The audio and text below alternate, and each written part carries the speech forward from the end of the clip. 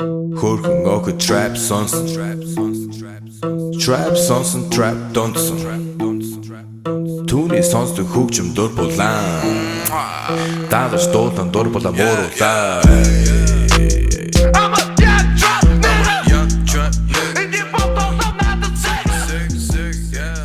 Hey everybody, welcome to a brand new MMA Roasted Podcast. It's going to be a great show today. We got my friend, my trainer, my comic buddy, Jamie Kilstein's in the house. Hey everybody. Also, the Weendawg. What's up, everybody? Who just got his blue belt.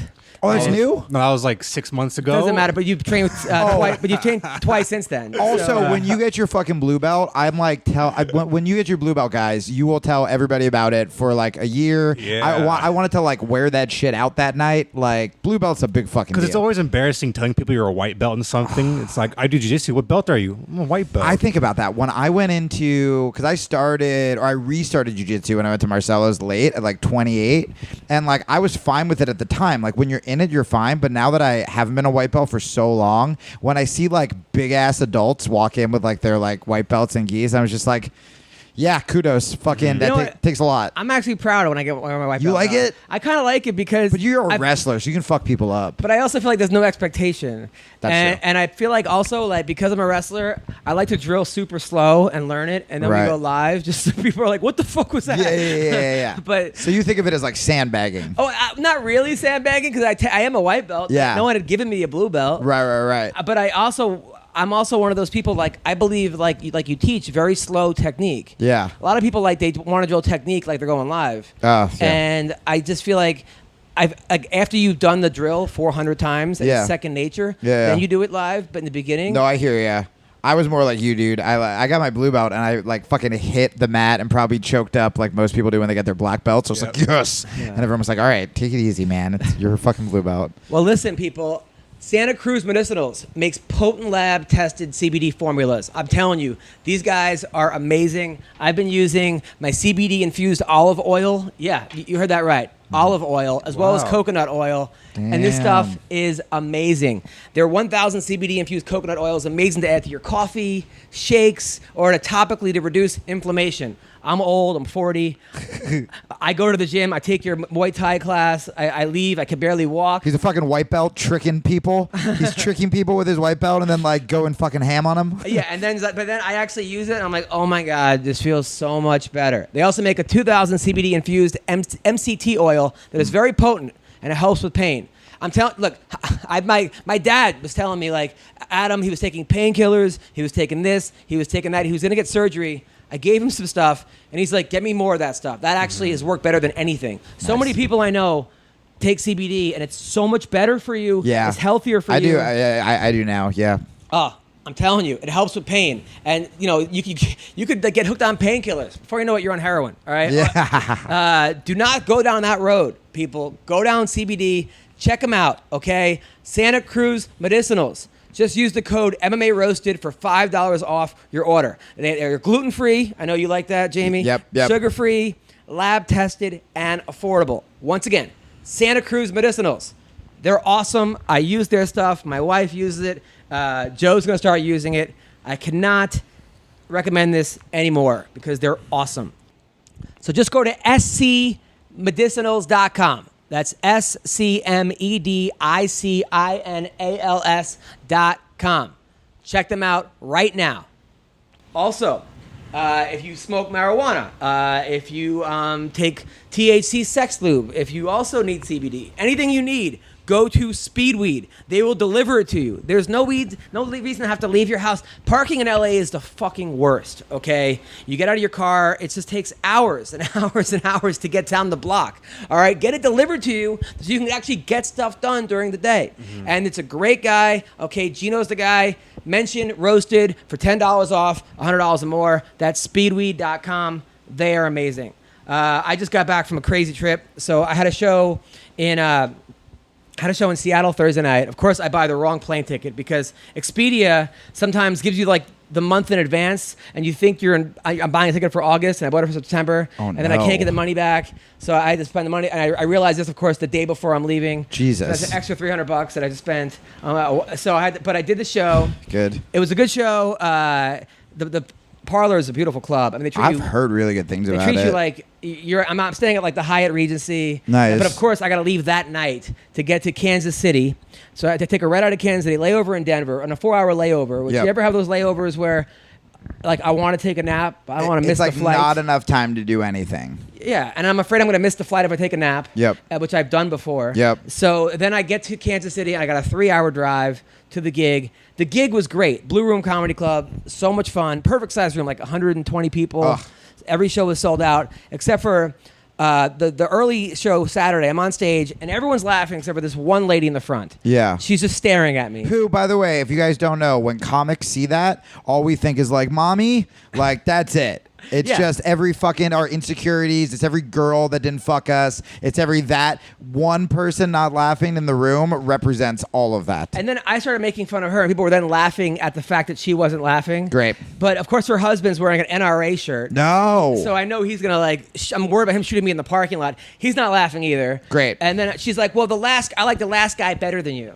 I go, "I like the other people in the crowd better than you." Yes. So now we're even. Yep. So then that was like, I ended up killing that set, and I taped the whole thing. I'm like, I'm gonna put this on the internet. I'm gonna spice it up. Of course, my tape runs out after 4 minutes, so I don't record it. So then I have the next show, but I'm like, all right, I drive back to That's the the hotel. fucking, by the way, that's the tape they're going to use when that guy finds you and shoots you to death. Right, of course. They're going to use that on the local news. That 4 4 minutes. minutes. Yeah. So then the next show I do, and I'm on stage, and it's actually, I'm having a good set, except there's a couple, there was an Asian girl and her boyfriend. I was like messing with them a little bit. I'm like, where are you from? And she's like, Laos. That's always a joke. I don't have anything for Laos. And Yeah. I'm like, oh, I want to look up your bull Laos. I was making like horrible Laos quasi puns. I would have booed you. But they were dying laughing. I know. Because I was like, you're allowed People love to puns. laugh. I'm a prick with puns. So I'm like making fun of her, and they're laughing. Everyone's having a good time, Oh, except no. for some blonde in the back. It's like, leave her alone. What? And I go, this is comedy in 2018. I go, are you offended? She's like, absolutely not. I love this. I go, then why the fuck are you still talking? She goes, leave her alone. I go, listen, you're an attractive girl. I can see why he puts up with you, but like, if I had sex with you, your face would be on the pillow because you're just too. And then I start like, but then she starts going back and forth with me, and I just murder her. Ugh. Like, I murder her. Yeah. And of course, she gets up and storms out, throws a drink at the bouncer. Whoa.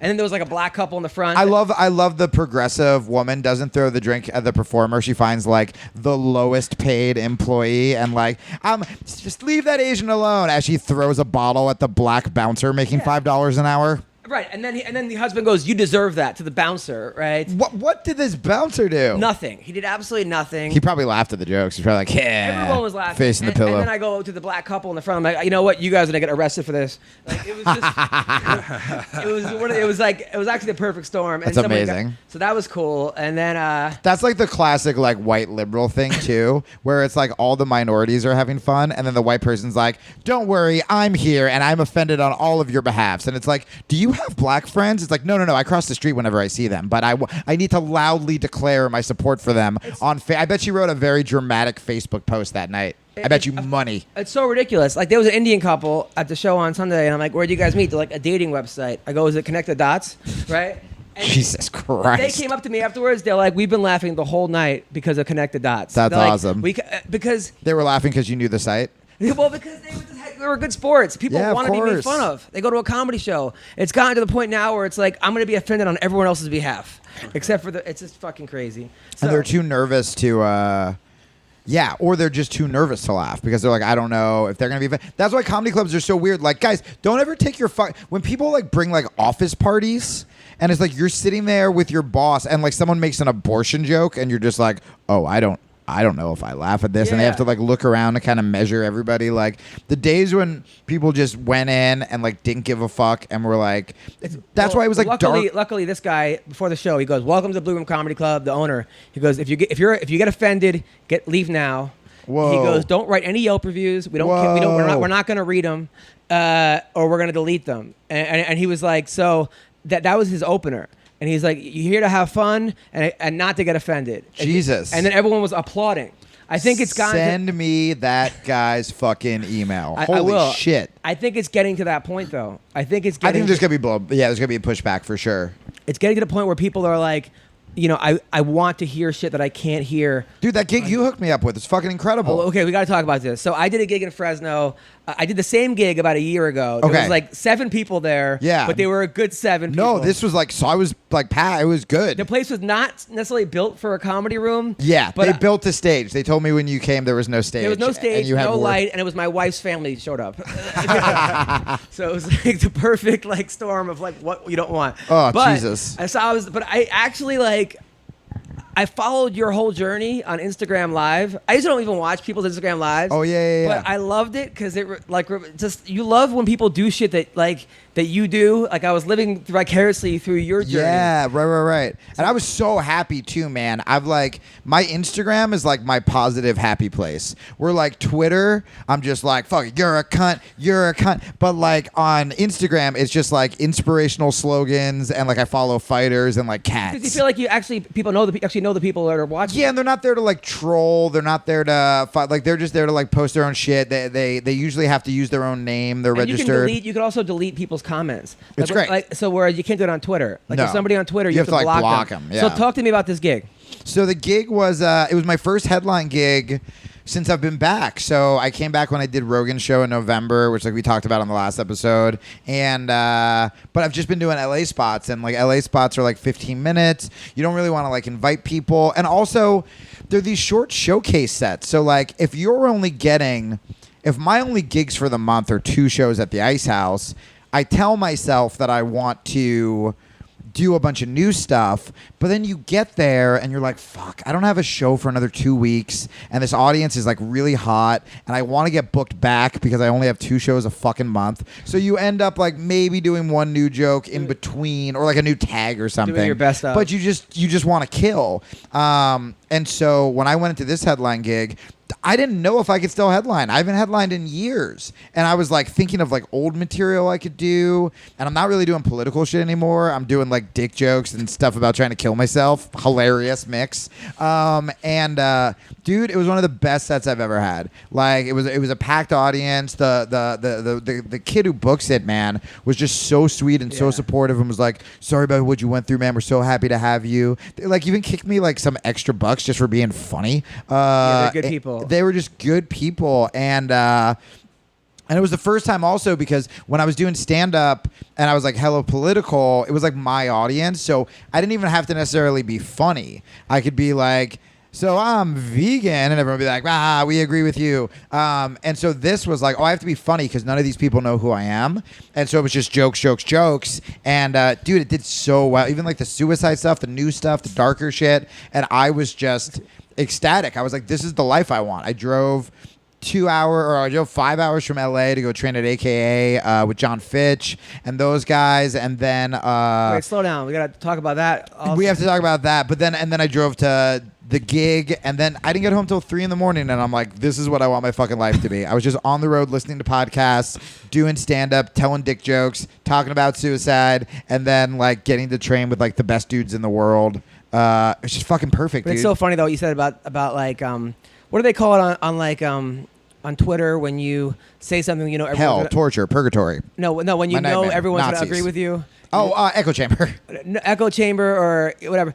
The comics, they do that where they like either they'll say something like, Donald Trump's a racist or something, and then all of a sudden everyone will applaud. Fave. But they do it on stage then, and then people were getting into a habit of memorizing a lot of words in a row. Yep. And then not getting a laugh, but getting applause breaks off of Yeah. it. Oh, you're talking about my career from before. So you feel like you're killing, and essentially you are killing. Yeah. But you're not. But then there's a whole. You're not necessarily funny. There's a whole argument of like, well, the comedians have to have a point on stage where they have to be moral on stage, or they have to. And I'm like, I think the first thing is you have to be funny. If you could be funny and also make a point, like Chris Rock or Chappelle or Carlin, well, great. My thing is like, one, it has to be honest, right? Like if you're just writing Trump jokes because everyone has a Trump joke, like it has to be honest. My favorite is vulnerable, but I think that if you're telling. So like 2 different sides to it, right? if you're telling a funny rape joke, so Wanda Sykes like has like such a great rape joke about wishing she had like a detachable pussy so she could go jogging and like leave it at home, and like it's actually That's really hysterical. it's really Yeah. like progressive too, right? But if you're just like if you're trying to get a shock laugh, like so I fucking raped her, like that's your punchline. Yeah. Then it's like, all right, that's hacky. But then on the left, it's the same. If you're just like, we got to stop Donald Trump, it's like, great, but that's not a joke. And I actually think I've seen audiences, even with decent jokes, kind of get quiet when people bring up Trump, not necessarily because I think the comics probably think it's like, oh, because we live in dangerous censoring times. I'm like, no, man, I think people are just fucking sick of it I think it's on their Facebook, on their Twitter, everywhere, and they just want to go to a comedy And the club. 7 comics before them also did Trump jokes. Everybody. So it's like, I'm not doing it, not because I'm like afraid of Donald Trump. I just don't want to be hacky. Yeah. You know what I mean? Yeah. So, okay, so let's talk about training at AKA. Oh, yeah. Oh, well, and the other thing I want to say just about Twitter, too, is what I've been trying to do, and it doesn't work, man. I've been trying to post positive shit on Twitter and like not be negative. That shit won't get you a following. When I was like, hey, I really like Crazy Rich Asians, it'll be like one fave. But if I was like, Crazy Rich Asians is problematic because like where were the transgender Asians, or like why is it only rich Asians? Why can't it be like people up and just all that shit? It would be like retweet. Or if I was like Asians like get out of the country, then it would be retweet. But like I just want it to be positive. But yeah, training at AK, those guys, man, it was just fucking awesome. Even if I didn't train, just watching like Rockhold and Khabib spar. Like I got to spar with Fitch a bunch of like Khabib's like dudes, and like, dude, they're fucking legit. That guy fucking, who's Khabib's manager? Ali? Yeah. Yo, he fucks people up. Oh, he's a serious judo guy. He was so good. Because when I was like, oh, the manager sparring, like imagine when I think of managers, I think of like people like CAA and like our little fucking backstabbing agents that we have to deal with in like comedy. And like just seeing this dude's sleeveless shirt just like tooling people. Oh, God. So scary. So now, when you were training with John Fitch, I mean, he's 170, probably cuts from 85, 90. Yeah. You're 155. Beat the shit out of him. Yeah, no, I'm like 145, 150 probably. Was he going full? There's absolutely no way he could have been. I mean, he was putting pressure. And he was working. If I'd grabbed something, he was getting the fuck out of it. But he was, I'm sure, being nice to me. We're like good friends now. And but you can just feel like there'd be times where I'm like, all right, Kilstein, like you're very good at this. And then once he got to his like Fitch positions, you're just like, oh, this is what those guys feel like. Because it's torture. Because if you watch those AKA guys, and especially when I can stay in jiu-jitsu range, right? So when I can use like hook sweeps to push out, when I can get on top, when I'm just going passing or knee on belly, mount knee on belly, feels just like I'm training with jiu-jitsu guys, and it's great, right? But with these MMA guys, especially AKA's games, so much of it is like this wrist control that I've actually started doing. I don't exactly know how they're doing it, but I've started doing it on guys at our gym and just straight jiu-jitsu guys, and it horrifies people. Like watch Cormier, watch Khabib, watch Fitch, the way they can pin your wrists and like pull your wrist from out under you, because they don't need to submit you.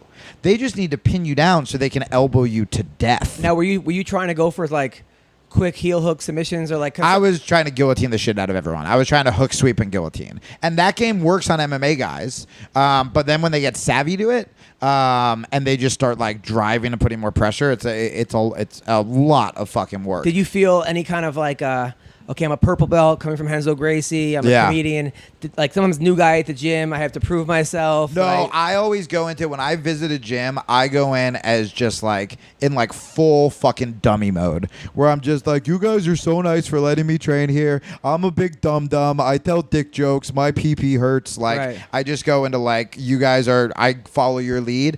And then I always start super light, and then I'll match their pace. So like, because whenever you roll with a new guy in general, I mean, you know this too, where like, and you just suddenly feel this death grip, you just go, fuck, man, are we in like a street fight? Whereas like whenever I start, I'm like very flimsy. So then if they want to flow, we flow. If they want to go a little harder, I go harder. But I'm like, I'm not going to be the guy especially who walks into a gym and just like fucking squeezes on someone and it's like, let's go. The guy who also goes against Khabib and injures him for Conor. Dude, I was so nervous. I'm like, he's gonna like trip over my water and like bust his face. At one point, Khabib, he had his boxing gloves on, and he walks up to me and he just goes, water. And it was one of those moments where I was like, you could sexually assault me right now. There's nothing I could do. And I was just like, I didn't hear him right. So I was just like a fucking dumb idiot. And I was nervous around him. I like just like handed him his headgear and he like looked at me and he's like, no, water. And I pick up the water and he like points to his mouth and I was like, oh, feed. And I started like dumping water into Khabib's mouth. And I was seriously just like, I'm like, this is cool. Also, I think emasculating, but like, I don't know. Why? You're not going to give the guy water. It was awesome. I was helping out. Now, if he beats Conor, I'm going to be like, fucking, I did that. I hydrated the shit out of him. Train with Rockhold. I mean, Rockhold's got to have 40, 50 pounds on him. It was incredible. Watching Rockhold, like, do some of Conor stuff was really fucking cool. Me and you were talking about before the show how like I didn't want to talk about anyone else's camp, so we would just start putting like false intel out. Like watching Khabib like work his taekwondo was really neat. That like surprised me. Didn't know he was planning on doing capoeira. Hope Conor's preparing for that. I got your back, AKA. But yeah, man, it was fucking wild. When Fitch introduced me to Khabib, so I didn't know who was going to be there. I was just going because Fitch is my boy. And Fitch and I are standing by the door and Khabib walks in. And this has probably happened to you, Adam, but like he looks at me and he goes, hello, brother. And he like fist bumps me and I go, hey. And Fitch is like, he looks at Fitch, he goes, who is this? And I was just like, oh, shit. And Fitch goes, oh, this is my friend from like the internet. And Khabib was like, the what? And then Fitch was like, oh, he's a comedian. And Khabib was like, I don't. Like, and then Fitch was like, he's like an entertainer. And Khabib was like, And then finally Fitch was like, he does jujitsu. And he goes, welcome, brother. But like the idea of explaining stand-up comedy to Khabib, where like now I desperately want to make a sketch with you of if we can get Khabib of like what his open mic stand-up comedy set looks like. And then him just getting like furious at the audience for laughing. Don't you hate it when you fight Bear and the Bear think he win? Everyone's like, no. Yeah. And then they like if someone laughs, he's like, stop laughing, sinner. Yeah, that's all I want. Don't you hate when you're on Ramadan? But yeah, no, great. He called it the podcast one time. Khabib? And it was back when we had T-Rex as my co-host, and T-Rex pretended he was a bear. And I'm like, hey, we have one of your old training partners is here. And he started going, you know, like, and then Khabib was like, you guys are crazy. I'm like, we're crazy. You're the one fighting bears at like age 4. Oh, I like that he at least got the joke. That would have been a fucking nightmare if your friend was doing a bear impersonation. He was like, I don't understand. He's why like, is Bear on phone? Why is Bear not in woods where he lives? So, Weendawg, what's going on with you, man? I got some good news, dude. What's that? You got laid? No. We know you got your fucking blue belt. You got What your happened? blue I belt. finally got my blue belt, dude. Yeah. No, I got a bang date. A bang date? You have a girlfriend, though. No, it's the date that we're finally going to bang. Oh, okay. The bang date. Oh, your girl told you. Okay, when Yeah. is it this year? Well, I'm going to update Jamie. So I got a girlfriend. We've been Yeah. dating for like 5 months. Okay. But she's 21. Great. She's a virgin. Just had brain surgery. Great. Real quick. Yeah. How old are you? I'm 22. Okay, great. Yeah, and she's just very, very like, nervous about losing her virginity, you know, because Right. I don't know. Because she's 21. Yeah, sure. Fair. So I'm like, dude, we've been dating for like 5 months now, dude. It's getting kind of long. So Yeah. she finally said, you know, I think I'm ready. Let's set a date for this bang. Real quick, were you like a fuck dog before you met her and you're like slowing it down Yes. for her? You could say that. He was getting girls like a girl that was like wanted to be like knife play during sex. He went out and bought a machete. What the fuck? Dude, Yeah. I made this dumb joke on stage, but I think I'm going to keep it, where like I grew up on romantic comedies. So whenever I date a young girl, and like girls your age all came up on like hardcore porn. So I'll be like, I brought you a rose, and she's like, choke me. And I'm like, but that's illegal. Like, I don't know like the fucking rules now. Well, this guy knife play? This guy watches sleeping porn. Oh and my then, God. And then one girl wanted to have a gun to her head, so he went out and bought a rifle from the internet. Jesus, man. So all right, You are literally gonna be the most prepared if there's like a fucking like zombie apocalypse, Yeah, only because you dated psychos. Yeah, literally exactly. just because you fucked crazy girls. You're like armed to the teeth. He got into a car accident with a girl who was 50, crashed into her car. She was like wobbled, but then wanted to fuck him in a parking lot. That's how he was. Amazing. All right, so tell us. So wait. So when's this bang date? It's gonna be in March because that's when. March 2019. It's like Adam scheduling his tour.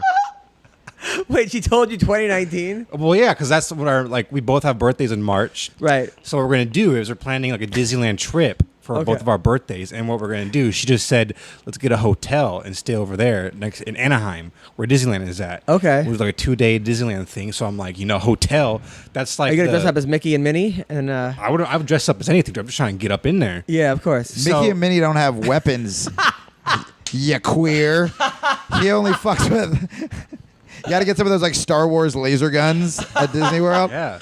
Are you excited for this? I'm excited. I'm nervous because it's almost like losing my virginity again. Yeah. Well, There's a lot of- last time so you were going to long, get dude. baptized. I mean, I got a lot of flack from that. People are saying that I'm retarded, thinking that. So I'm like, maybe I don't want to do it if it's not going to work. It's not. Yeah, you're not going to be born again. People were calling you retarded on the internet. Yeah. Yeah. Yeah. I love that getting baptized, I'm agnostic. Getting baptized is like the least crazy thing I'm you agnostic said too, in yeah. the last 5 minutes. And everyone, when you were like, you know what? I think I'm going to get closer to God. They're like, you fucking retard. No, go back to the knife fucking. He was doing it so he'd be a born again virgin. Oh, for her. Got it. Yeah. Got it. Yeah, All right. It Yeah. wasn't like he was doing it not to get closer Oh, to God. get it. Yeah. Yeah, it's retarded, man. Yeah. All right, so let's talk about some fights that happened over the weekend. No. Let's keep going into this because that's fucking crazy. So hold on. So, and then I have to tell you, I was in the shower with Khabib and all of his friends, and I have to tell you that story as well. So are you like in love with this chick? Like, are you? Yeah, dude. Because I never had a girlfriend. You've never had a before. girlfriend. I just would bang crazy girls off Tinder. That's what I was gonna say because Yeah. I'm actually getting so into this because like I've had this like one night. I had a one night stand. Like I got back on a dating app this weekend and went fucking ham. And Which one? I went on a Hinge, which is kind of like nicer older ladies. Isn't that where people have to like pass you or something? Yeah, you can message people who before they swipe on you, like you can message them about their picture or about like a quote of theirs. So it's for people who like for me, I'm not Tinder hot, but like I'm funny. So I can actually like So I would see on Tinder, I would see like hot girls that were like just looking for a man who loves jujitsu and Simpsons. And I'm like, oh my God, that's me. But like they would never swipe on me. But now I could like message them first with like an obscure Simpsons jujitsu reference. Is that girl out there? God, I hope she is. And so, yeah, Hinge is great. But I miss being in a fucking relationship. So even though you're talking about like I have a bang date, all I heard was like I'm going with this girl to like Disney World for 2 days, and I'm like, do you love her? Tell me you love her. Like that sounds fucking rad. Like Yeah, that's gonna dude. be awesome. I would not be doing this if I didn't love this Yeah. woman. I'd be like, why even bother, dude? Because Right, it's of so course. easy to go on Tinder and Now, our bang. parents would have come with you to Disney World? Dude, I hope not. We didn't talk about that. Oh, that's interesting. Wait, why would her parents come? That's what they. Is this a thing? That's who she lives with. Oh no. I mean, I Okay. live with my dad. Yeah, It's yeah. no big deal. Yeah. But I mean, I understand what you're saying with messaging the girls because I would do that too. That's how I got a girlfriend that lived in Germany. Right. And because I just messaged, she was hot. Yeah, and yeah. I bought a plane ticket to go. We bought the plane ticket. No, remember that? Yeah, I but had how much did you lose on that? I didn't lose it. I had the insurance on the plane ticket. Oh, okay, yeah. So the plane ticket was like $700 to go see this girl in Now Germany. the video of you fingering your butt, did that ever come out anywhere? It's probably out there, dude. Yeah. Yeah. Well, I think the more we don't talk about it, the better my life is going to Okay, be. we Yeah. can get that. We take that out. No, I'm just kidding. It's fine. We don't have to put that. It's fine. We don't have to put that in there. It's funny. fine. I was kidding. I don't give a fuck. I was fingering my butt. It's just like when I'm like somebody reminds me of that, I'm like, oh crap, I can't believe I did that for a catfish, dude. It's okay. It happens. Yeah. It happened to everybody. That guy Yeah. Neve was just in front of me at the movie theater the other day. We could have the Catfish? guy who hosted Catfish. Okay, so Neve? all right, so Yeah. all right, so you Wow. okay? So this is the girl you're gonna be with her till March. You love her. Yeah. Now the last girl you said she had a super hairy bush, right? Well, there was a girl that's super hairy bush, But this one doesn't. There's been a couple, but yeah, she doesn't have. I mean, she does. I mean, Maybe yeah. that's why she wanted you to bring the knife, just to like trim it. Maybe. it's That was the worst / best joke I've ever met. Hey, follow me on social media at Jamie Kilstein, everybody. Jamie Kilstein Podcast on iTunes and Stitcher for free. All right, so let's talk about some fights that happened over the weekend. Yeah. You watching Invicta? No, I wanted to, but I'm not an official feminist anymore, so I don't know if I'm allowed There's to. some good Invicta fights. I heard it You don't was have to- you don't have to be, one girl. That organization is just fucking solid, man. One girl was losing her fight and then headbutted the girl. Like On purpose? old school. It's great. Mark Coleman. Just yeah, she was trained by Guy Mesger, by my who's a legend. Another old school guy. Yeah, and then yeah. they were, and I like Julie Kedzie. I think she does a good job. Kedzie does a good job, and so does the other guy, TJ, whatever his name is. Was it But, intentional? Yeah, of course. She had the girl and mount and just went boom. Oh my God. Yeah, and it was a draw. She would have won. She would have won the fight. They if took a she point away? Yeah, of course. Wow. You can't headbutt. Yeah. And that was the opening fight of the night. Actually, That's great. And then I gotta say, this girl. I want to show that fight to any guy who's just like, oh, the little delicate ladies are fighting. I mean, dude, even at jiu-jitsu gyms, everyone who trains, who listens, like, you watch those girls go, they go fucking ham. Yeah. They go ham. It's hard sometimes to roll with them because it's like you don't use your strength, and then you're like, shit, I make it fucking caught. Yeah. Oh, yeah. Straight up. And then this girl Vina Jandaroba, who's now 12-0, she looked amazing. She won. Pearl Gonzalez, right? This girl. Oh, yeah. She's the girl with implants. Yeah. Who almost couldn't fight in New York because of the commission. Then she fought and lost. Oh, that's got nasty. cut. She's won like 4 fights in a row. This girl might be the hottest girl in MMA. Hold on. You got to look on this girl's Instagram. What's her name? Pearl Gonzalez. She is literally named like a fucking like great grandmother who survived the Her Holocaust. nickname should be Necklace. Just go out there as Pearl Necklace. But I'm telling you, Pearl Gonzalez. dude, after the That's fight. the name of a woman in a Far Side cartoon. She trains in San Diego. After her fight, she's like, look at my victory dance. It's just her in her underwear bouncing on her on her bed with her fucking tits hopping up and down. Wow. I mean, you could she has a shirt over it, so you can't see her tits. But like, this was the best victory dance. You got to see this girl, Pearl Gonzalez. She's a hottie, and she's won most of her fights. She's on a tear since going to Invicta, and she's a legit badass. So hats off to Pearl. She's in San Diego. There's so many good people in San Did you see Diego. her dance? Look at her dance, her victory dance. Is that the? It's on our Instagram. Yeah, she's on her hotel bed, just jumping up and down with her tits flopping. Oh yeah. Oh. I was gonna try to. Am I? I like exaggerating? wasn't gonna say anything. Yeah. Yeah. Fuck. All right. Good on her. So yeah, but whatever she's doing, keep it up, because it's not like totally where it's like you can see everything, but it's just sexy enough. It's very sexy. It's just once again, I'm in love with my wife, but she's a good. For all you single guys out there, and then That's me. also- That's me. Not you anymore. You're in love. Oh, no. So I am rooting for you so hard, by the way. Thank you very much. I appreciate it. I want to come back on the show for the post. Oh, I guess that's like in April or something. Yeah, that's in like a year, dude. Oh boy. And then Kay Hansen won. So she's won 3 fights in 5 weeks. She's a 19-year-old girl. Left Tito's gym. Went to 10th Planet Northridge, I believe she trains out of, or Fullerton. And she's like this Trump supporter. Shoots guns. Oh yeah, that's right. That's 19 right. That's years right. old. And she stopped a girl who's really good. So good on you. I like her. And she's a cool chick. Nicholas Dalby won in Cage Warriors. He's a guy whose last draw, he hasn't won in 3 years. His last draw was against Darren Till. Whoa. That's who he drew with. Jesus. Then he had a battle with depression. He talked about open battle with depression. Wow. And I like the guy. I love that me and you always go for like the sad people. Of course, that's my crew. That's how I root for the Olympics too. I don't know shit. I'm just like, who has the most tragic story? Oh, you were an escaped child soldier. All right, I guess I'm rooting for you now in the luge or like some event I don't know. Yeah, those are my people. Yeah, me too. PFL, Smelino Rama won. He's a guy that hung out in Calgary who's like, hey, I used to be in a gang. This is where I actually bit someone's face off. Great. This is where I like. So he's training with Henzo now in New York.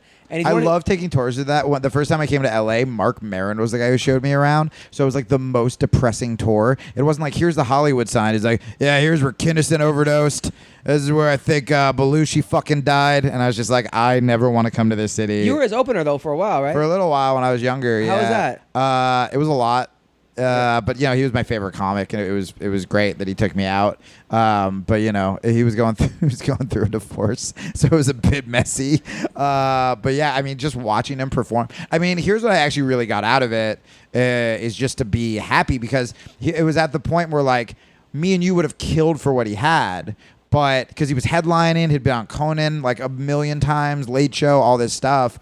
But you know, there were only maybe 30 people coming to see him, and the rest were Papered Comedy Club people, and he was so unhappy. But to me, that was amazing, you know. And then he got the podcast, and now it's like, all right, man, you've interviewed Barack Obama, like you have to be happy, right? He's still like a. But it's tough, man. That's why I've really tried to like. I mean, you have talked about this so much, where it's like if you put gratitude first, and like, what am I happy about? What am I? Even if like if I have a shitty day at like work, for example, like starting off with like, yo, I still get to teach jujitsu, or like if I have a bad set, it's kind of like, where do I go on stage next? Or I think about like, who are the comics who have told me like I'm fucking great, and like, because you forget that stuff. One bad thing happens, like your listeners have one bad fight, they just suddenly forget all the dope shit they've done, all the incredible fighters that have like mentored them or told them that they have a chance. Last night at the Dime Bar, I was like, I just got off the road, I had a great set, and then somebody's like, hey, how come you're not on Netflix? Ugh. And then they're like, hey, how come you're not pass at this club?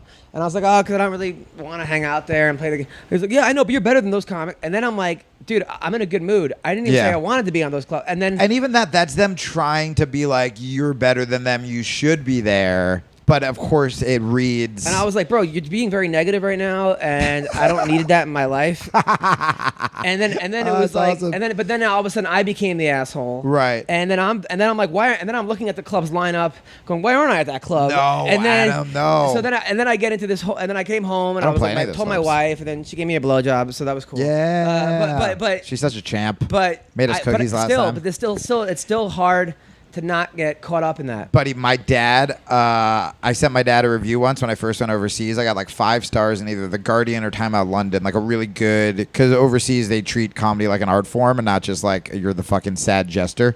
And I was like, this will make my dad proud because it's not like some comedy thing, which he doesn't get. It's in like an established newspaper. I think it was The Guardian or The Scotsman or something.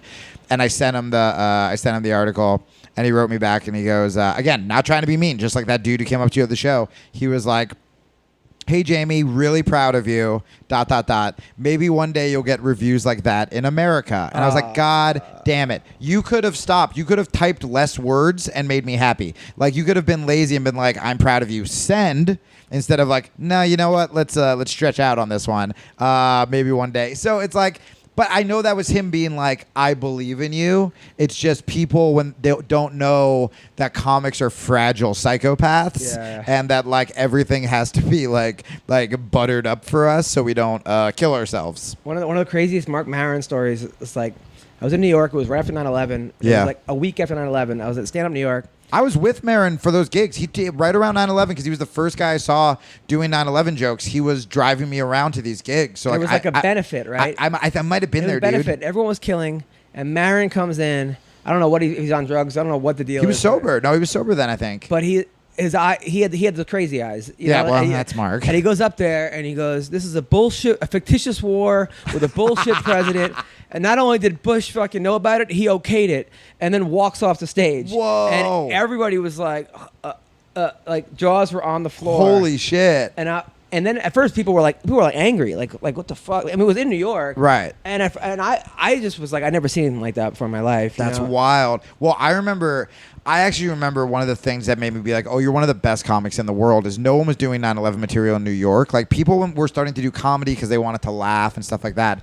And Maron, to me, came up with the best joke because it wasn't making fun of 9/11. It was so perfect where he goes, I think it was his opener for a little bit. He was like, my agent called me like a ridiculously short amount of time after 9/11 and was like, so Mark, you're finally gonna move to Los Angeles, which is like a super fucked up thing to say, which again, brilliant comedy, right? Like not making him the bad guy, someone else is the bad guy.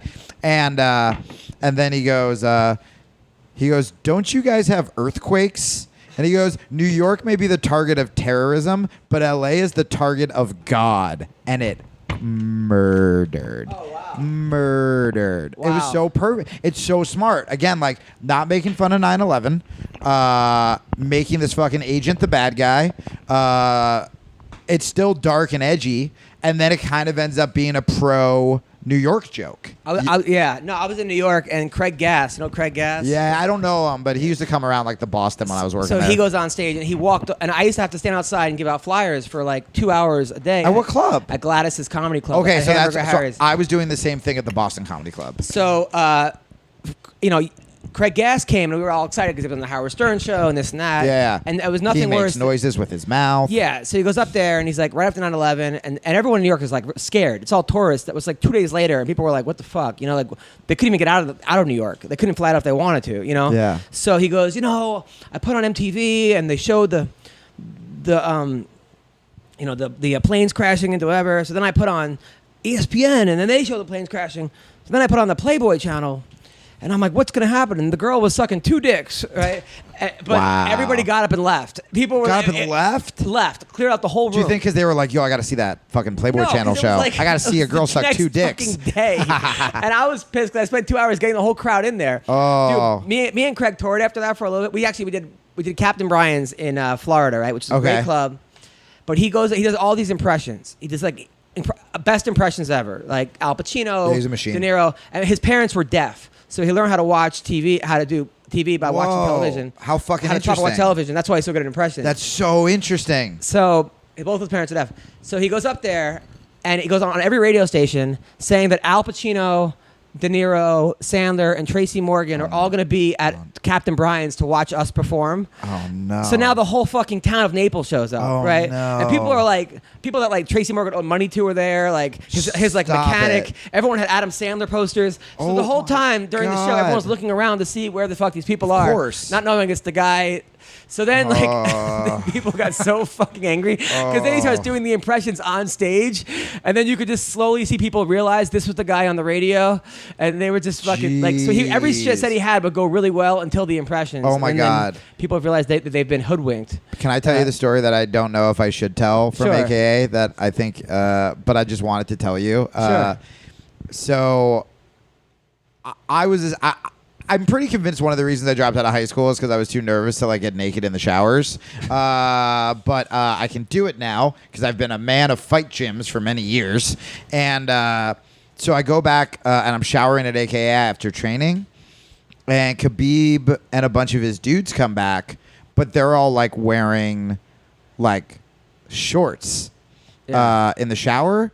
And I was like, fuck. Did I fuck up? Like, I was like really nervous. You the naked one? Yeah. It was me surrounded by these horrifying Dagestani men in little shorts. And I'm just like, fuck. Like, I finally had the balls to like be naked. And and before I went in there, you should also know I have a huge crush on Luke Rockhold. Like watching him spar and stuff, I'm like, that guy's not just crushed. Like, I mean, like, you just think like he's a cool? guy. Hey, maybe I have a crush, but like a dude crush where you're just like, I want to be that guy. Like I want that fucking swagger. Yeah, I want that like you're too good looking to be talented kind of thing. Yeah. And fucking Rockhold, he was being such an asshole.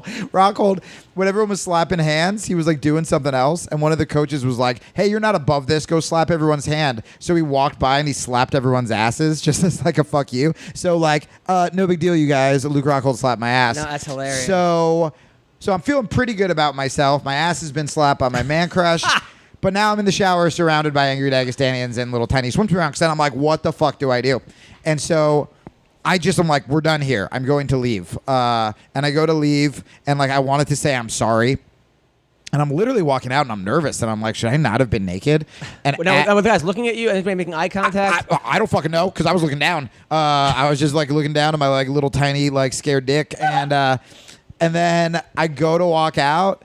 And right as I was going to like feel bad or feel like embarrassed, fucking Luke Rockhold, dick swinging, hips forward, might as well have been holding the newspaper, like didn't give a fuck, like marches back into that shower. Oh, And okay. I'm like, Do you think all he right, knew that you were naked and wanted you to make and for solidarity, he's like, oh, my homie. It was like that Adam Sandler movie. I got to where go he get his pees back. Yeah. Everybody pees himself. Like that Billy Madison. Yeah, Did he have a huge dick?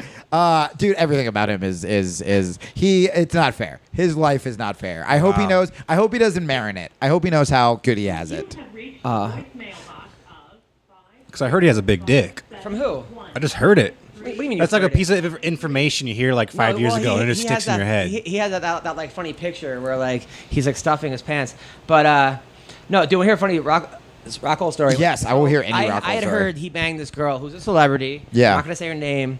In front of like 3 of her friends, and then they were Jesus. like giving him instructions on how to fuck her. Whoa. So, which I thought was like. Those are good friends. So then, I asked him. I go, "Hey man, is it true that you banged so and so in front of all her friends?" And he goes, "No, not all her friends." He's so awesome. He's kind of weird too, I heard. But he's fucking, dude, I love him a lot. Yeah, he seems like a real nice guy. He was really fucking nice to me. He was really nice. He was really nice to everybody. He was like, You know what I loved the most about AKA is the fighters were coaching each other just as much as the coaches are. Like they care so much about each other, which is really fucking cool to watch. Now, were they impressed by your skills? Could you tell that they were like... I mean, I don't think they noticed. I was just like a dude who happened to be there that day. I think they got a bunch of visitors. But everyone I rolled with is very complimentary of it, for really? sure. Oh, yeah, for sure. Did you tap anybody? It was, yeah, of course. That's awesome. Of course, Adam. Of course. Oh, I mean, Idiot. these guys are all black belts. Fidge tapped the shit out I of mean, me. most of you guys are black belts, right? Yeah. But there were like amateur guys there, and Fidge tapped the shit out of me with a no-armed Ezekiel, which is a move that I use a lot, but I've never felt it. Ezekiel? Or a no-gi Ezekiel, sorry. It's like no arms. Huh? Yeah. I think I taught it to you because it's a really good transition from the arm triangle when they turn away. And then you kind of rear naked your hands. So it's like a neck crank and a choke. It's just awful. That's awesome. Let alone if John Fitch is doing it So to you. I'm trying to get Diego Sanchez on the phone. Of course, he's not picking up. Fuck, man. Diego Sanchez. Let's all take bets about what Diego Sanchez is doing. Come on, Diego. Can't wait to hear what his new nickname is, dude. Dude, it's going right to voicemail, too. That could mean that he's on the phone right now with somebody else. You think so? Yeah. Think you'll be doing another podcast? Who's all right? So let's talk about some of the fights this week. Oh, well, first of all, I mean, there's some decent fights on this card, dude. Dude, but the whole card. Why are people being so shitty about it? It's just the that whole main fucking event. card is good. It the leaves like a main bad event taste. Is fucking good. It is, but it sort of leaves a bad taste in my mouth because I so wanted to see Colby Covington versus Tyron Woodley. I was like, oh man, can't wait for that fight. Got it. You know, Dude, that's but just I why. love Darren Till. Darren Till is like Luke Rockhold level to me, where it's just like I like tall dudes with swagger. I guess that's my fucking style. Not that he's not a great fighter. A part of me thinks that like he beat Cerrone, right? And I want to talk about the Cerrone interview on Rogan because that's something I really want to talk about. Oh yeah, I just saw the Jackson Wink part. He went off on the That was nuts. Oh my god. So I want to get Diego's actually opinion on that. Oh yeah. So I want to wait for that. But the Wonder Boy is a real tough guy to look good against. But he didn't really. I thought they gave each other way too much respect. And he never fought a high level wrestler like Tyron Woodley. I mean, dude, he's one of those guys. And again, I'm not the best guy for this. Like, I know I fight too, but like, I usually vote with my heart. But I remember when people said this about Conor.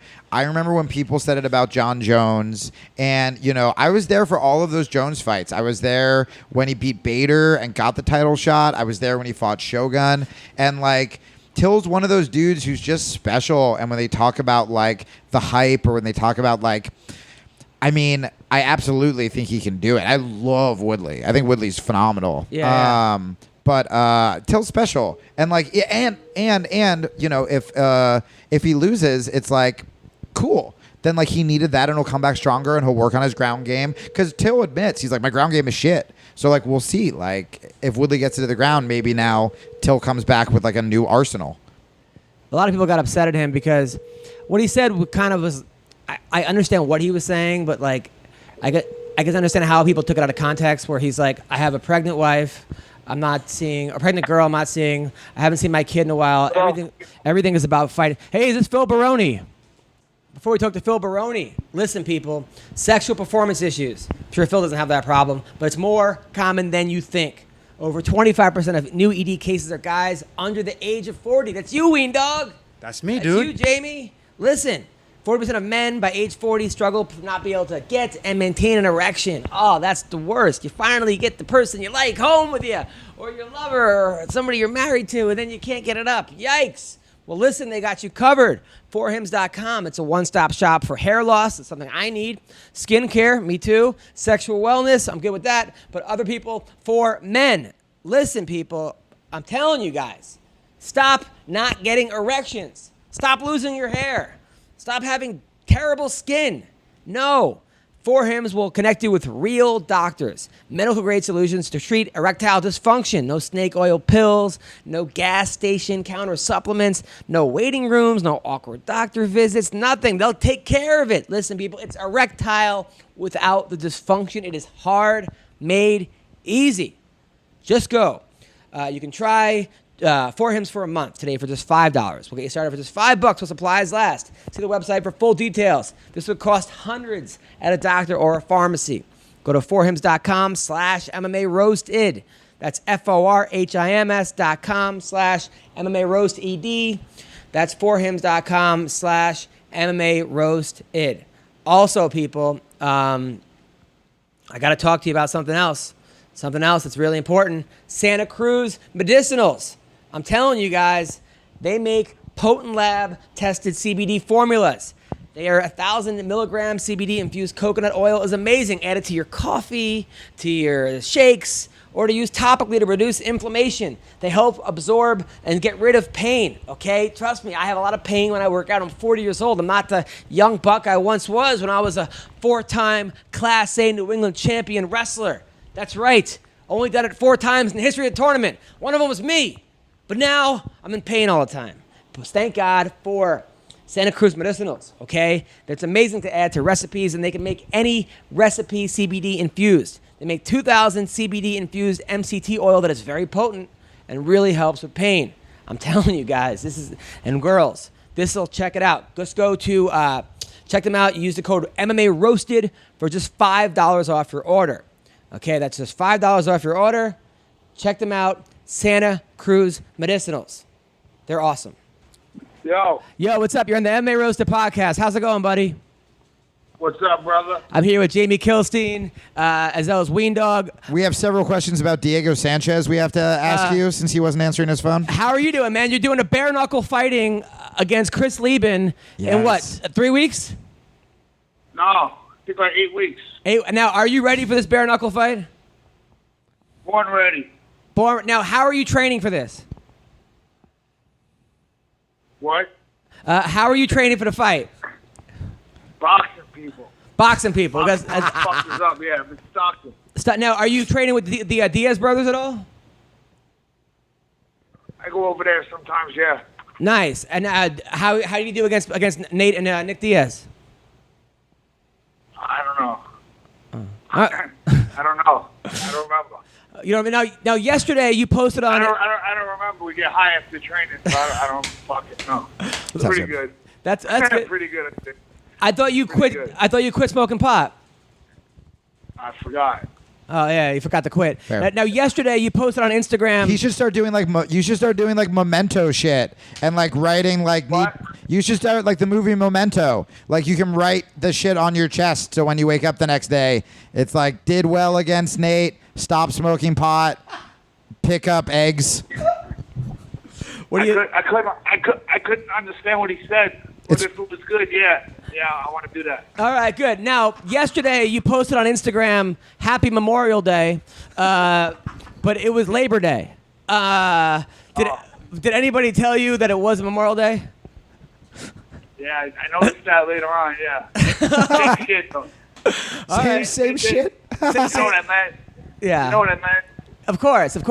Now, last time we talked, you were at the bar. You had a chick with you. It was 3 p.m. You had just banged her. You were dropping her back off at the bar. Are you still with that girl? Yeah, I'll send you a picture of her. I just dropped her off again. I'll send you a picture of her. Nice. Now, is this your girlfriend or?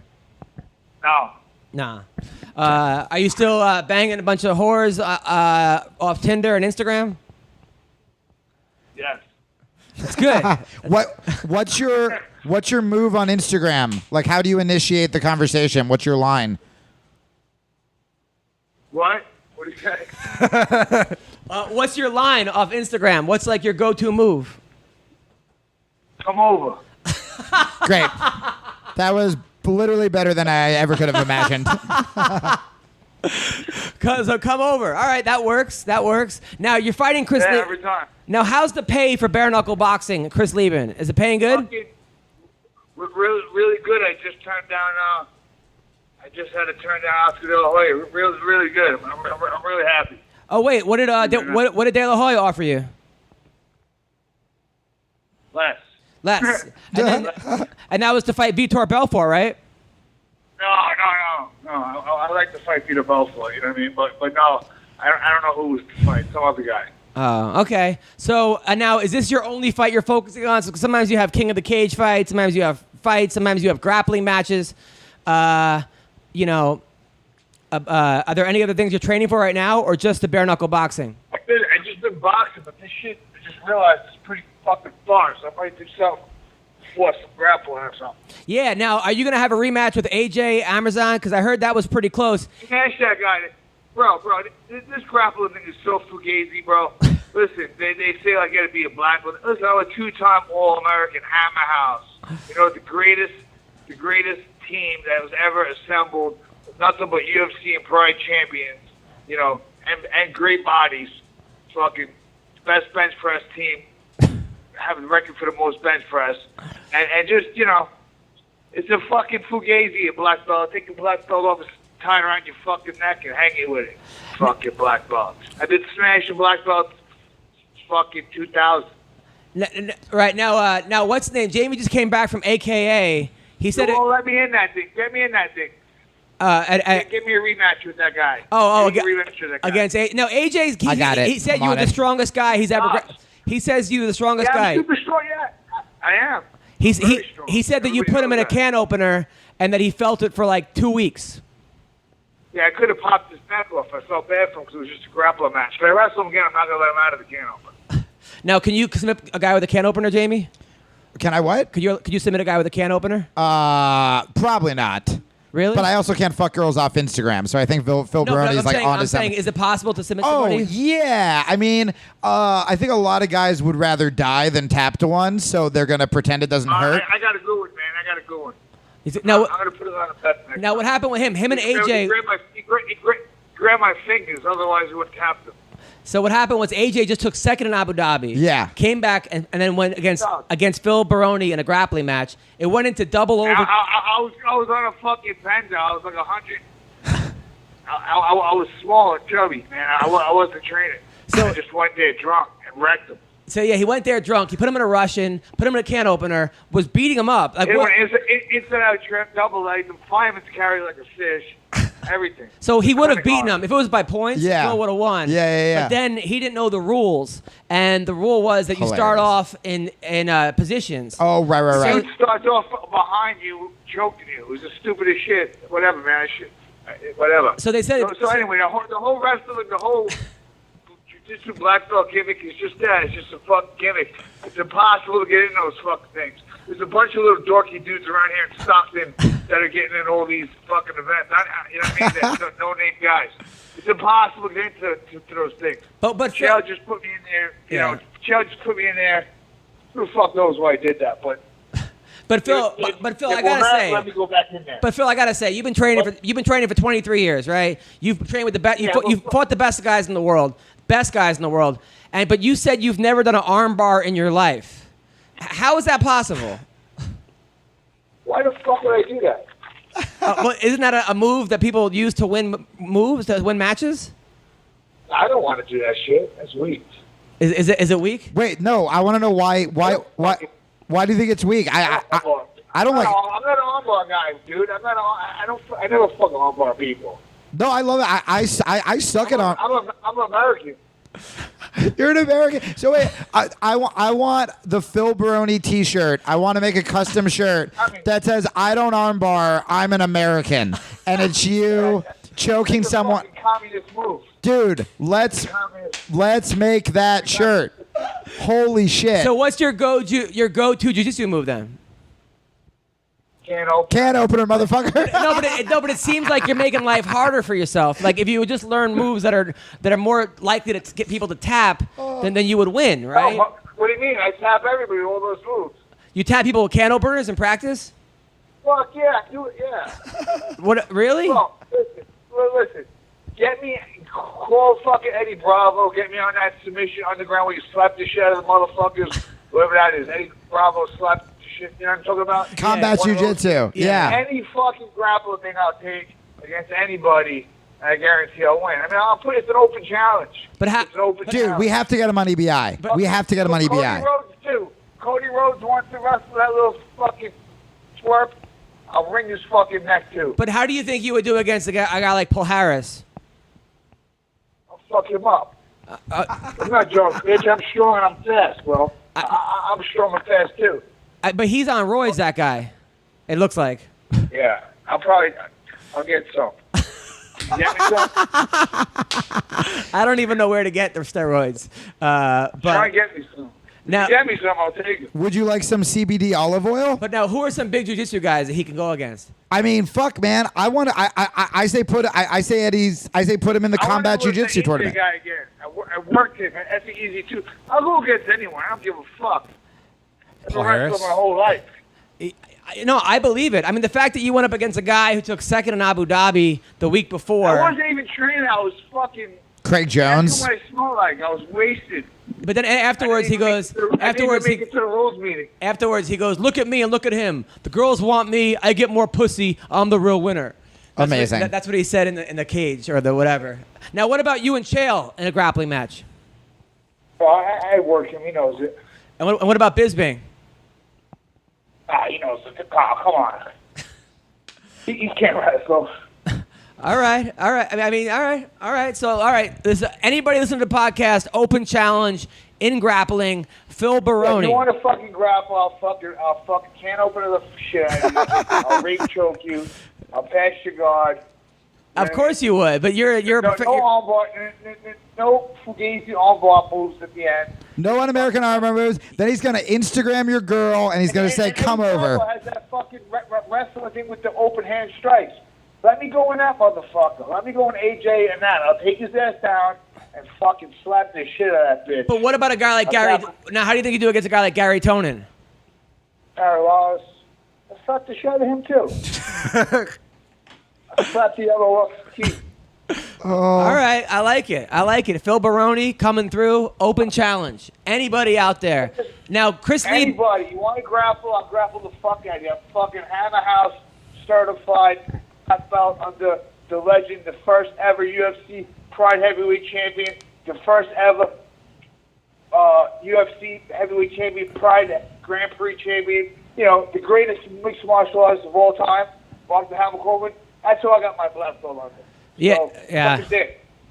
Suck a dick. Now on this bare knuckle boxing, what's the date when's the date? It's in Wyoming. When is it? Like 8 weeks. 8 weeks. You versus Chris Lieben.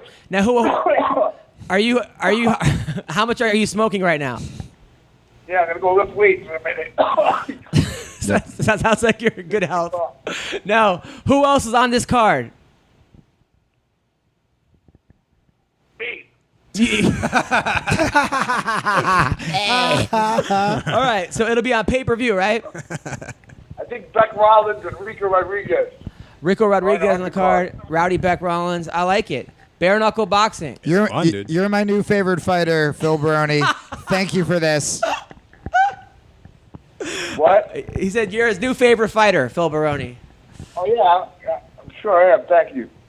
No problem. Now, are you getting any grappling done while you're in Stockton? Yeah, I go over Diaz. Oh, nice. Are you doing gi or no gi? Whatever. Fuck. I try to do no gi. Yeah. Whatever though. Now, Chris Lieben has a really hard head. He's hard to knock out. I hit hard. You know what I mean? I hit fucking hard. Are you worried about how much? No. Not at all. No. He's there to hit, and I hit hard. You know, I just don't think he can take my shots. I think I'm fast at him. I don't think he can take my shots. Now, Crazy Horse broke both of his hands last week doing bare knuckle boxing. Oh yeah, Crazy Horse. I think Crazy Horse is fighting too. All right, but I know. But I'm saying, are you worried about throwing as hard as you can? Rodriguez. So you're not going to break your hands, though, right? Fuck that. All right. Well, punch him in the mouth. No, fuck that. I hear you. Yeah, I'm gonna punch him in the mouth. Okay, yeah. All right, I like it. So you versus Chris Lieben. I'm looking at it right now. October 20th. Bare knuckle boxing. Casper. I'm gonna take this dude out. Fucking it's high altitude, so you know it's not going fucking more than a round. Yeah. So it's gonna be a first round fucking. Whoa, bro. It's in Casper, Wyoming. I know what I'm getting paid for. I know what I'm getting brought here for. And so does he. And we've always delivered, right? It's gonna be a good fight. Now, do you have to make weight for this? Yeah, fucking forgot. He negotiated higher. What's the weight? I don't know. I just seen him. He looks skinny as fuck. So I don't know. I looked. They said he couldn't make weight, so they made it higher. But now I just seen him. He looks thin. So I don't know. All right. Well, I mean, God. your last fight was 15 seconds. You knocked the fuck out of that guy. 205. 205. 205. All right. Cool. For 200. Well, I can't wait for this. I can't wait. Jamie, anything else? No. This has been perfect. All right. Well, thanks a lot. Now, Jamie just came back from AKA. That used to be your old gym, right? Yeah, how was it? It was great. Everyone was solid. Who was over there? Over there, the Russians? Yeah, there were a lot of Russians. Rockhold, Fitch. Rockhold's back over there? Rockhold's over there? Rockhold's over there. Yeah, it was good. I think Cormier was there. Are you allowed back over there? I might drive over there and spar. It's not that fucking far, really. Yeah, you should go over there. Yeah, I used to always go over there. Sure, I was just thinking about it. Didn't you beat everyone up over there? Yeah. All I right. was always the toughest everywhere. I mean, wherever I ever been, I was the toughest. Of course. All right. Well, listen. Thank you, Phil. We'll talk to you soon. Good luck with your upcoming fight. Thank you. Take care. Bye. Dude, when people do your show, I love that the last time I was on, someone was going through like the Popeyes drive-thru. That with Phil Baroni just getting stoned out of his I gourd. don't even ask him to be on the show. I just call him. By the way, I had to go like 10 minutes ago, and that was just I couldn't leave. That was the funniest shit. I started texting my friend who trains down there with like the Diaz boys, and I was like, "Hey, is Phil Baroni insane?" He's like, "He's a fucking maniac," and I was like, "It was so good." I immediately started following him on Twitter. It's un-American. What move do you use?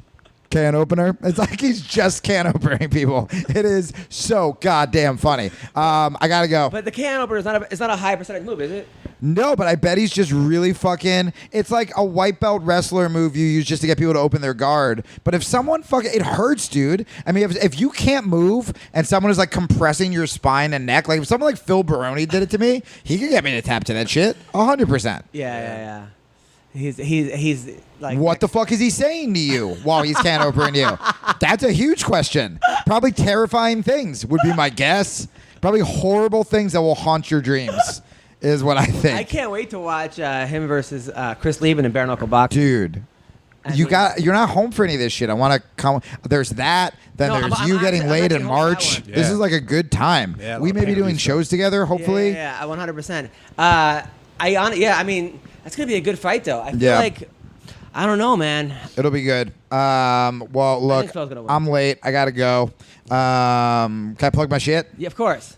Cool. Follow me on Twitter, guys, at Jamie Kilstein, JamieKilstein. Instagram, at Jamie Kilstein Podcast. I posted new stand-up, fucking finally, on my YouTube channel, youtube.com/Jamie Kilstein. Well, that was like a fucking beat of a Skype call. Yeah. And then Jamie Kilstein Podcast on iTunes and Stitcher. Nice. Hello, is this Craig White? Yeah, it's Adam. You're right. What's up, buddy? You're fighting Diego Sanchez this Saturday night. Yeah, I am. Are you excited? I am, mate. I'm over the moon. I'm looking forward to it. Yeah, man, congratulations, man. That's a huge. Now, do you feel like is it kind of like bittersweet because it's a huge fight for you and yada yada, but Diego's such a name and like a legend and a beloved fighter? Yeah, I mean, as a fighter and a fan, I've loved Diego Sanchez over the years. I mean, he's a great fighter to watch. He's always puts on entertaining fights for the fans. He's the type of fighter you love to be and love to fight, and the fact I'm getting a chance to is just amazing, and I'm really looking forward to it. I can't wait for this fight. Now, your last fight, you were doing great against Neil Magny. You were hanging in there. Everything was great, and then he hit you with a knee from hell, right? Are you on about the knee to the head or the knee to the body that was before? Because everyone seems to have a different take on what actually did happen. Well, which one really hurt you? I mean, obviously both, but which one was like? I mean, was it the knee to the head that really fucked you up in the beginning? No, I mean, the knee to the head was completely fine. I mean, it didn't really do much. It was the knee to the body beforehand. So what had happened from all the short notice weight cut I'd done, although I'd recovered and my body had all the energy it needed, and I was able to actually function, all the kind of damage it had done internally hadn't recovered in time. So when I got a knee to the body just before the knee to the head, that actually is what done the damage. And from there, it just caught me. It took everything out of me. And the knee to the head, the only reason I dropped is basically Neil Magny was the one that was supporting me up against the cage at the time. So oh, wow. the knee to the head itself, like, basically kind of woke me up, and I was trying like move and defend it on the floor, but I just couldn't, because basically I'd just been caught in the body and I just couldn't move. So it was just a bit frustrating, but that's kind of the dangers you make with it and the risks you take with cutting that much weight on short notice. Yeah, you lost 43 pounds in 2 weeks. Yeah, I think it's about 12 kilos, which I'm not sure what that goes into in pounds. I think it's like 43 or 46 or 46, something. now, how do you lose 46 pounds in 2 weeks? By training 4 times a day in sweats and eating probably about 500-600 calories a day, if that. It wasn't a great experience, to tell you the truth. No, I mean, I cut in wrestling in high school, in college, I was cutting like 17 a week, and that was like, I was going through hell. I was angry. Yeah. I felt like my body couldn't move. It was just fucking. Anybody walked into me or bumped into me, I would snap immediately. It was horrible. I couldn't imagine adding another 25 pounds on top of that. Yeah, it was. I'm just so stubborn and professional that if I've said I'm going to do it, I'm going to make sure I do. And like, it wasn't the best thing to do, and it wasn't the healthiest, but I managed to get it done. I managed to rehydrate effectively and all that, but there's some things you can't take away and you can't recover from, and that's kind of what was a detriment to me, which we're saying is frustrating, but at the end of the day, that's the fight game. So you were up to what, 216 pounds? At that point I was, yeah. I mean, I was I'd had a fight about 2 months beforehand, and all I was doing at the weekends was I was catching up with my friends, my family. I had loads of events like weddings and birthdays to go to, so I wasn't training as much. I was just kind of ticking over nicely, so I was just like saying, catching up on everything. So I wasn't really worried about my weight. And then obviously I get the call, which is one which you should be worried about your weight. Yeah. And at that point I was like, right, okay, I've got to sort it out. And I managed to do it and get in there in the end. Damn. Well, listen, man. So how much weight did you cut for this fight? Not as much. I was walking around about 90 kilos when I got the call. So it's been a nice, healthy weight cut.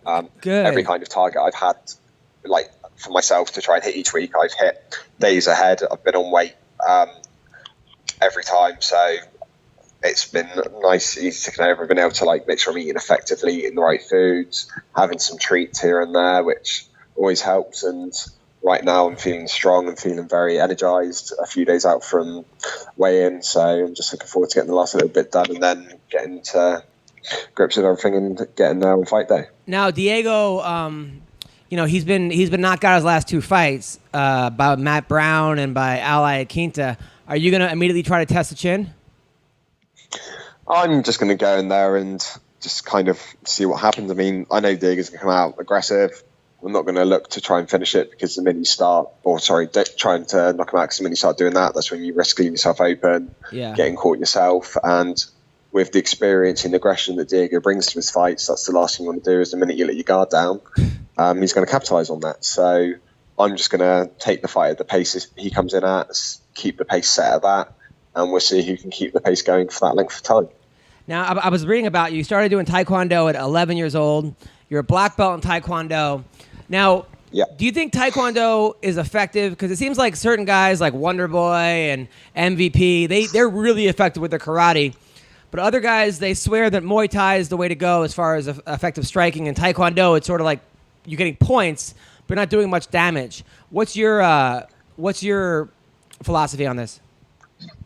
It's been a long time since I've done any Taekwondo in itself. So, I mean, I stopped when I was 16, 17. So you're going on like 10, 11, 12 years since I even attempted to do any form of traditional Taekwondo. But the foundations I got for my kicks and a bit of my movement on my striking it's still there, and I still utilize it. But in terms of like effective striking, in Taekwondo, you don't really use your hands as much. Your hands are low, and that creates obviously a bad habit with MMA, because you want to be defending your head, defending your body to the best of your ability. So I think as far as a martial art transition across to MMA and utilizing it for it to be effective, Taekwondo isn't one of the best, but there's parts of it you can use, and it does help. Like saying, well, I haven't done it for so long, it does help with my training. Like my flexibility is still there, my kicking ability is still there, my speed and my kicks. But I used to take Taekwondo, and like they would put your like your wrists and stuff by your hips and be like, huh, like you're not gonna do that, are you? Nah, well, I don't think I'm going to go in there in a minute and try to do a pattern or a form or anything. So. Oh, okay, that's good. Now, I also read that your trainer is Dave Matthews. Yes. Now, does that get is that hard? That he's always on the road singing and he's doing Satellite and Ants Marching and stuff like that? He is one of the best people, one of the best bands you could imagine and hope for in your team. So he always keeps me in high spirits. We're obviously big fans of the Dave Matthews Band, and I've got in the background now saying hell yes. So, nice, good, good. Obviously, it's that's a wasted joke and a wasted thing in the UK, as we've learned. But over here, everyone seems to know exactly what that is. So it's Nice. Always welcome. Oh, good. Now, are you only allowed to bring one cornerman? You get one cornerman included, but I only tend to have the one cornerman usually anyway. In addition to Dave, this time I've got my dad in my corner as well. Oh, nice. So I've got two. But that's cool. I mean, Dave himself, I've been with him for so long. He knows me better than anyone else, and he's the one voice I listen out to when I'm fighting, and he's also the one coach I work with. So there's no need to bring an excessive amount of people just to have them there. Right. When I'm not going to be listening out for them, they're not the people I've been working with like for hours a day, every day for the last 6 weeks, and especially alone the last 12 years. Yeah, of course. But Dave himself is essentially like my second dad, so the fact I'm going to have my two dads in my corner for this fight, it means a lot to me, and it's going to bring a different Craig White out in the cage, and everyone's going to see a much better, more focused version of me than they have done before because of that. Are there any other UFC people or pro fighters at your gym? No, I'm the only one. So I'm from quite a small gym in Devon in the UK. So I think at best, we've probably got about 12 active fighters among the amateur and pro ranks. Only about 3 or 4 of us are pro there. But we're a very small, self-sufficient team. We're effective in what we do. We travel around a little bit to get sparring sessions done with other gyms. Like some of them are UFC fighters, others like Bellator fighters, Cage Warriors fighters. But yeah, we're just a small team that works well together. I like it. And then you're from a small town, right? I mean, what? There's 100 people in your town or something? 200 people? Probably about 30,000, which obviously isn't as large as the amounts of people that there seems to be over in the States. I think I was joking when we were driving out of Dallas Airport that the size of Dallas Airport is basically the size of the town. Wow. So that kind of puts it into perspective. I like it though, man. Now, is it like a farm town? Is it like the sticks? Is it rural? Urban? Well, yes, it's a seaside town, but Devon itself is like a county. So it's essentially like what Texas is a state. It's more of like kind of a mix between farm and seaside. We've got the Jurassic Coast, one of the World Heritage sites right on our doorstep, and it goes all the way along the coast, and we have a beautiful beach as a result of it, and it's just a fantastic place to live. It's beautiful. I love it. So now, are you married? You have a girlfriend? Pardon? Are you single? You married? Girlfriend? I've got a girlfriend. How long? We're going on 7 years. Wow. And like no ring? No ring. What's the matter? What are you waiting for? I'm too busy fighting. Oh fuck! Come on, man. Look, you're in the UFC. It's the dog's bullocks. This is it, bro. You gotta. She wants a ring, right? No, I don't think so. I think she's kind of got used to the fact that I'm basically married to the sport, and she can't really compete with that, to be honest. Wow. Sounds like a romantic. You got to talk to my wife because she's not taking any of that. So. No, I'm a romantic at heart, but yeah, marriage isn't something that's necessarily been a focus. But I think when you've been together for so long, that's a long time. Something you need to do. But what's going to happen when you're in Texas and let's say you win Saturday night, you knock out Diego Sanchez, you got all these hot Texas Southern girls with the big asses and the boobs and the little waists, and they're like, oh my God, and they love your accent. How are you going to fend them off? I'm just going to walk away and go find some pizza and cheesecake to eat instead, because that's all I'm going to be thinking of after the fight. Yeah, that makes sense. That's good. I like it. Well, listen, buddy. Good luck, man. Seems like a real nice guy. Really good fighter. I enjoy your journey. Thank you. And good luck with everything. Brilliant. Thanks for taking time out to talk to me. Of course, man. I'll be watching you on Saturday night. Yep. Brilliant. Hope you enjoy it. Take care, Craig. Good night. Bye. It's awesome, dude. The guy seems so nice. He seems very intelligent too. Yeah, like, right? Like you would never think that was a UFC fighter. Want to break down this card some more? We only really barely talked about the main event. Let's do it. Woo! So I was saying earlier that I was super By excited. the way, we called Diego Sanchez. He did not pick up, so that's why Baroni filled in. Yeah. So I was super excited when Colby won against Rafael because I wanted to see Colby versus Woodley. Yep. So when they just said nope, Colby, you haven't recovered in time, you're being stripped, I guess, right? So now Tyron is fighting Till, and when I heard that, I'm like, what the hell? What the hell, dude? You can't just strip the GOAT, Colby Covington, dude. Okay, yep. So that's why I was saying this leaves a sour taste in my mouth, but it's still probably gonna be an exciting fight. And all other fights on the card are fairly decent, dude. You know, we got mention him. Abraham Lincoln, What? Zabit, Oh, Zabit, yeah. whatever, Magomed Shapiro. What did we call him? We called him like the rapper. Who's the rapper? Little Dicky. He's like we called him Little Daggy. Yeah, his original opponent dropped out. Now he's fighting Davis. I don't know what his first name is. Brandon Davis is really good. Brandon Davis, Brandon Davis is a good fighter. He lost to Sergio Pettis, but he's won he won a couple fights before that he had no business winning. How do you think that fight goes? I think Zabit's too much. You can't take Zabit on short notice. Yeah. It's just not. Yeah. You got to train. This guy's. First time I saw him, I was like, this guy's the truth. He's special. Yeah. Yeah, I like Zabit. I think he wins via rear naked choke. Yep. Yeah, and then we got Nico Montano versus Shevchenko.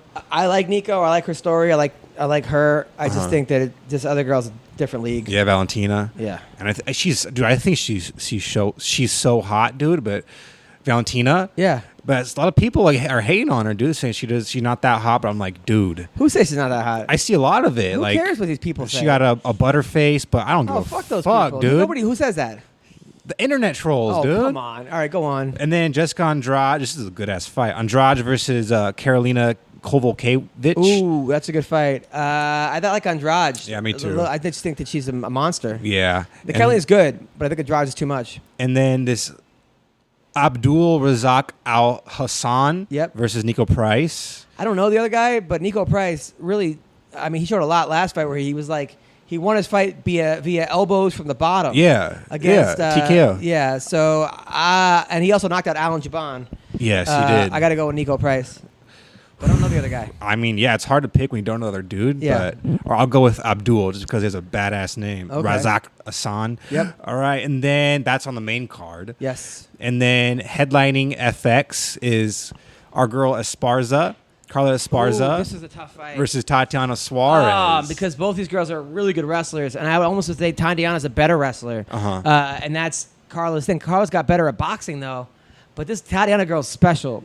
This is going to be a great fight. I can't even pick on that one. I can't pick this one. And then we got Aljamain Sterling versus Cody Stanman. Ooh, I like Aljamain. I thought Cody lost to he lost to Brian Misha's old boyfriend, Brian Caraway? Yeah, Caraway. I was at that fight. I thought Brian won that fight. And I think Aljamain, when Aljamain's on, he's a different beast. All right, I got Cody in that fight. What else? Rivera versus Dodson. What? Oh, sorry. Rivera versus Dotson. Jimmy Rivera versus. Ooh, this one's tough. That's a good ass fight, dude. That could have been on the main event. That was tough too, and both these guys are friends of mine. Main card. Next. I got Rivera on that one. I think his last fight just got caught early, dude. It's hard to pick people and then ask them to go on our podcast when you didn't pick Yeah. them. And then the opening fight on FX is Charles Byrd versus Darren Stewart. Oh yeah, Darren Stewart, the dentist, knocked out the one dude, the grappling dude from Tough. Oh yeah. I forgot his name. Right. Okay. So it's two black dudes going to war. I like it. Right. And then Fight Pass. Damn, there's 5 fights on Fight Pass, dude. Diego versus Craig White. So now Diego didn't pick up, so do you go for... we got to pick Craig White. You got to pick Craig. It's on sheer fact that Craig White picked up the phone. Yeah, so now then we got Jim Miller versus Alex White. I've never heard of Alex White beat my friend, the guy from Canada, Mitch. Really? Mitch, yeah. So Alex White's going to win that fight. I got Alex. Jim Miller too. in his prime beats Alex White, but this version of Jim Miller, sorry. That's interesting. All right, then we got Irene Aldana Ooh. versus Lucy Pudilova. I don't know Lucy Pudilova. Aldana wins the ones that I think she's going to lose, and lose the ones I think she's going to win. I think she lost to, didn't Aldana lose to 2 girls, but one of them, I think she lost to Leslie Smith. I'm gonna go with I don't know. I'll go with Lucy because she got a forehead on her and she looks like she can take a punch. Right. And then we got Roberto Sanchez versus Jared Brooks. Oh, the Monkey God. Monkey God. I gotta go with Monkey God. Really? Of course. Wow. That's my friend. All right. Monkey God. I'm going to go with Roberto. No, fuck that. Monkey God's gonna win. That means Roberto's going to win. No, all right, go on. Yeah, All right. Jeff Neal versus Frank Camacho. Camacho's pretty good. I don't know this Jeff Neal guy. I think he might have been on the Contender Series. I'm not sure. Yeah, probably. And also, a new fight just got made. That was the end of the card, but a new fight just got made. Is it BJ Penn versus the what's his name, Ryan Hall? I don't want to see that fight. No. And yet I do. Nope. It's our girl, Jessie Jess. She got a fight against Andrea Lee. Oh, wow. It's Yeah. the battle of the fucking ex-domestic boyfriend. Battle of the fucking shitty exes. Yeah. Man, I got to go with Jessie Jess, of course. Jessie Jess. Yeah, I'll go with Andrea Lee. No. I have to. She did. No. Jessica ditched me for Vince, dude. I think she did Vince also. So I think you. But anyway, all right. Let's talk about upcoming shows. What do you got, Weendawg? Go follow Paranormal Hour on SoundCloud, iTunes. I just dropped an episode this week or last week. I'm going to be releasing a new one in these next couple days. Some good shit on there. Go follow me on Twitter and Instagram at the Weendawg. All right. I will be at the Comedy Catch in Tennessee, Chattanooga, this Thursday, Friday, Saturday, Sunday. September 12th, I'm in Corona at Live from Memphis. September 14th, I'm in Bakersfield at Centro 18. Then I'm in Carlson, New York. Rochester, New York at the Carlson Comedy Club, September 20th and 21st. Laugh Lines in Vancouver, September 28th and 29th. Then I'm at the Funny Bone in Des Moines, October 4th through the 7th. Then I'm in Diamond Joe Casino in Dubuque, October 10th. October 12th in Cedar Rapids. Back at the Funny Bone in Des Moines. Funny Bone in Omaha, October 14th. Funny Bone in Kansas City, October 15th. Then I'm in Miami, Oklahoma, October 26th and 27th. So thank you to everybody. And thanks, Jamie, for coming in. Thank you, Baroni. Thank you, Craig White. Thank you, Weendawg. Of course. And take care. Trap sonson trap donson Түүний сонсдог хөгжим дур булаан Даадаш дуулан дур була мууруулаа